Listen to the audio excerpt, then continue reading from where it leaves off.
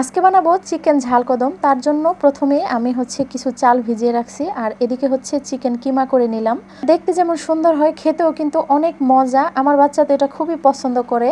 ঝাল কদম বানানোর জন্য আমি চিকেন কিমার মধ্যে দিয়ে দিলাম পেঁয়াজ কুচি, কাঁচামরিচ কুচি আর ধনিয়া পাতা কুচি। এখন দিয়ে দিব আদা রসুন পেস্ট, গোলমরিচের গুঁড়া আর সামান্য পরিমাণ লেবুর রস। এখন দিয়ে দিব সয়া সস, কর্নফ্লাওয়ার আর পরিমাণ মতো লবণ। আর দিয়ে দিলাম সামান্য পরিমাণ তিলের তেল। সব কিছু খুব সুন্দর করে মেখে নিব। সব কিছু ভালো করে মেখে নেওয়া হয়ে গেলে আমি ছোট ছোট বল তৈরি করে নিব। তো সবগুলো বল আমার তৈরি করা হয়ে গেছে। এখন ভিজানো চালের উপর আমি একটু গড়িয়ে দিচ্ছি, আর একটু চেপে চেপে দিলাম যাতে চালগুলো চিকেনের উপর লেগে থাকে। তো এই ঝাল কদম বাসমতি চাল দিয়ে করলে ভালো হতো, তো আমার কাছে বাসমতি চাল ছিল না, এই জন্য আমি পুলার চাল দিয়েই আজকে ট্রাই করছি। এখন স্টিম করে নিব। ডেকোরেশন করার জন্য আমি জর্দা কালার দিয়ে দিছি উপরে।